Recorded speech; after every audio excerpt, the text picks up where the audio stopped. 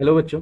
इधर दिया हुआ है कर्व इज रिप्रेजेंटेड पैरामेट्रिकली। एक कर्व को पैरामेट्रिक फॉर्म में दिया हुआ है x equal to t plus e to the power a t और y equal to minus t plus e to the power a t. Okay, t एक कोई रियल नंबर है और a जो है वो पॉजिटिव है। If the curve touches x axis, this point is very important. If the curve touches x axis at point a, then we need to get the coordinates of a। Okay, तो अब curve अगर ए point को touch करता है तो क्या क्या संभावनाएं हैं मैं बताता हूं आपको। एक्स एक्सिस को टच करता है, ठीक है ना। एक्स एक्सिस को टच करेगा तो ऐसे कुछ होगा या नीचे से कहीं से भी टच करेगा, इस तरह से कुछ होगा। अल्टीमेटली होगा क्या, फर्स्ट ऑफ ऑल उधर मैक्सिमा या मिनिमा अगर होगा तो पहली कंडीशन क्या बनती है, दैट एफ डैश एक्स जो है उधर जीरो होगा। और दूसरी कंडीशन क्या बनती है कि जहां एक्स एक्सिस को टच करेगा उधर वाई जो है वो भी जीरो होगा, राइट। तो इन दोनों कंडीशन का यूज करके हम निकालेंगे इस पॉइंट का कोऑर्डिनेट, ठीक है। तो सबसे पहले y को जीरो कर देते हैं, so that will be zero equal to minus t plus e to the power a t. इधर से e to the power a t का, सॉरी, इधर से e to the power a t equal to आ जाएगा minus of T, ठीक है। इसको हम थोड़ी देर के लिए रिजर्व में रख लेते हैं। अब निकालते हैं डेरिवेटिव इसका। तो पैरामेट्रिक फॉर्म का डेरिवेटिव आपको पता है कैसे निकालते हैं हम लोग। D y over d t upon d x over d t कर लेंगे तो हमें d x d y over d x मिल जाएगा, है ना।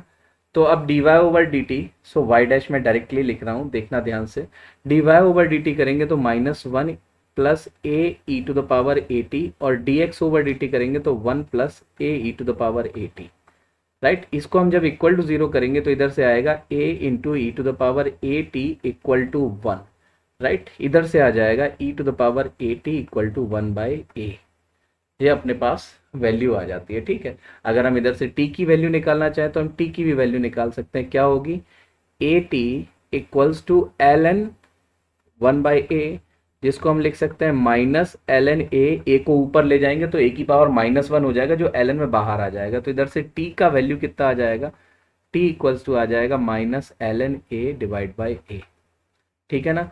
ये हो गई इक्वेशन नंबर थर्ड, इसको इक्वेशन नंबर टू बोल दे रहे हैं। और वन टू थ्री के यूज से हम निकालेंगे कि जो अपना कोऑर्डिनेट्स है वो क्या है, ठीक है ना। तो पहली चीज, जहां भी एक्स एक्सिस को टच करेगा उधर वाई जीरो होगा, वो तो कंफर्म हो गया। एक्स की वैल्यू क्या होगी पता नहीं था, ठीक है ना। तो एक्स की वैल्यू निकालने के लिए हमें टी और e to the power a t दोनों की वैल्यू चाहिए, लेकिन लेकिन टी की वैल्यू तो ए के टर्म में आई है और e to the power a t की वैल्यू जो है वो टी के टर्म में आई है। अब हमें इधर से सब main important, sorry, e to the power a t की वैल्यू जो है वन अपॉन ए आई है, तो ए के टर्म में सारी वैल्यू आई है। तो और जो आंसर है उसमें ए कहीं नहीं है, तो हमें ए का वैल्यू भी निकालना पड़ेगा, ठीक है।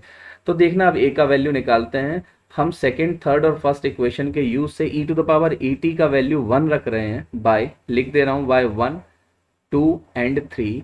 ई to the power a t का वैल्यू वन बाई ए रख रहा हूँ और माइनस टी है, इसकी जगह पर मैं रख रहा हूँ l n a by a, right है। लेट मी चेक वंस, अच्छा जी प्लस था, ओके इधर ही गलत हो गया था, right. Minus l n a by a से ये कट जाएगा, इधर से आएगा l n a equal to minus one. A का वैल्यू आ जाएगा e to the power minus one या वन अपॉन ई। तो अब आ गया अपने पास सारा कुछ। अब रख देते हैं एक्स, तो कोऑर्डिनेट निकालते हैं। तो एक्स का वैल्यू क्या होगा, एक्स का वैल्यू था t plus e to the power a t ना। टी का वैल्यू कितना आया था, टी का वैल्यू आया था minus l n a by a, यानी माइनस, और एल एन ए का वैल्यू हम पहले ही निकाल चुके हैं माइनस वन, यानी minus of minus one by a का वैल्यू वन अपॉन ई है, plus e to the power a t का वैल्यू कितना आया था वन अपॉन ए, यानी वन अपॉन ई, राइट। तो इधर से वन और वन आ जाएगा, वन माइनस माइनस प्लस हो जाएगा, तो जो हो जाएगा ई प्लस ई यानी टू ई।